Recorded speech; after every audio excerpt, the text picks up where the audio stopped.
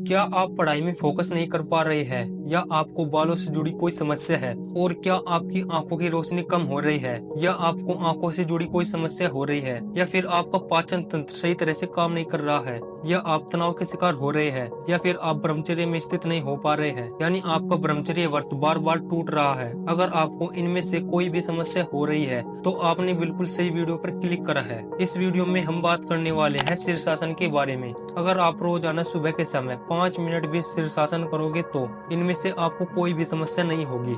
अगर आप हमारे चैनल पर नए हो तो आप हमारे चैनल को जरूर सब्सक्राइब करें, और अगर आपका दोस्त या कोई भी फैमिली मेंबर इनमें से कोई भी समस्या से जूझ रहा है तो उनके पास भी इस वीडियो को शेयर करें ताकि वह भी समस्या से बाहर आ सके। तो अब आगे बढ़ते हैं और जानते हैं कि शीर्षासन कैसे करें और शीर्षासन करने की सही विधि क्या है और शीर्षासन करने से कौन कौन से लाभ आपको मिलेंगे। शीर्षासन एक सिर का आसन है। शीर्षासन 2 शब्दों से मिलकर बना है। शीर्ष का अर्थ है सिर और आसन का अर्थ है मुद्रा, इसलिए शीर्षासन एक सिर का आसन है। यह सभी आसनों का राजा है। शीर्षासन एक ऐसा आसन है जिसमें सिर पर संतुलन बनाना होता है।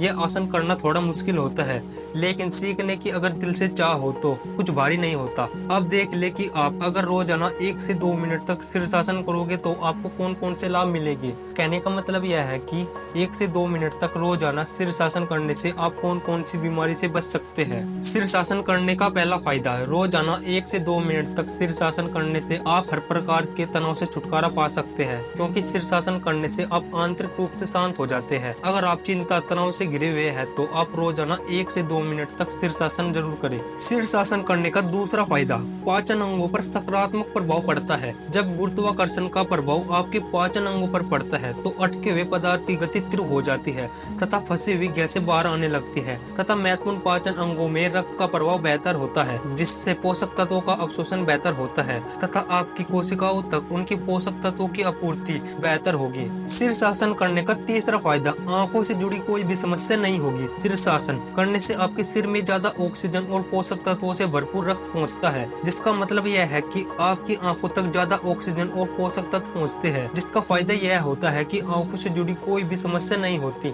शीर्षासन करने का चौथा फायदा, अगर आपको बालों से जुड़ी कोई समस्या हो रही है तो आप रोजाना 1 से 2 मिनट तक शीर्षासन करने से आप बालों से जुड़ी हर प्रकार की समस्याओं से छुटकारा पा सकते हैं, क्योंकि शीर्षासन करने से सिर की ओर रक्त का प्रभाव बढ़ने लगता है। शीर्षासन करने का पांचवा और अंतिम फायदा, अगर आप एक विद्यार्थी हो तो रोजाना 1 मिनट भी शीर्षासन करने से आपकी फोकस करने की क्षमता भी बढ़ने लगेगी, क्योंकि शीर्षासन करने से दिमाग को सही तरीके से ऑक्सीजन मिल जाती है और वह अपना काम बेहतर तरीके से करने लगता है। मैं आपको पूरे विश्वास के साथ कहता हूँ कि 1 महीने तक अगर आपने रोजाना 1 मिनट तक शीर्षासन करोगे तो आपकी याददाश्त में बहुत फर्क पड़ेगा। आशा करता हूँ कि आपको अभी तक जो हमने बताया है वह आपको सब समझ में आ गया होगा। अब आगे बढ़ते हैं और जानते हैं कि शीर्षासन कैसे करें और शीर्षासन करने की सही विधि क्या है। शीर्षासन करने के लिए सबसे पहले समतल स्थान पर कंबल आदि बिछाकर वज्रासन की अवस्था में बैठ जाए। अब आगे की ओर झुककर दोनों हाथों की कोहनियों को जमीन पर टिका दे। दोनों हाथों की उंगलियों को आपस में जोड़ ले।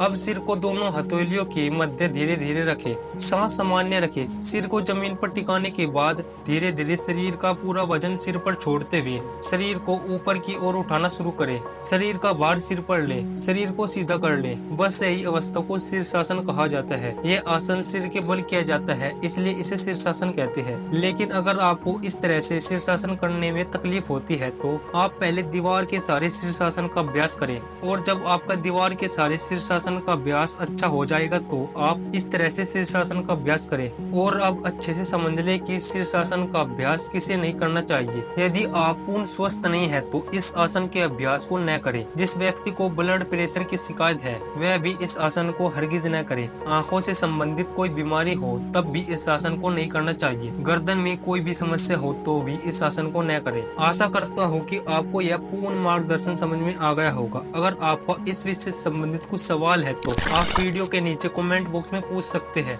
हम आपके प्रश्नों का जवाब वीडियो के माध्यम से या कमेंट के माध्यम से आपको जरूर देंगे।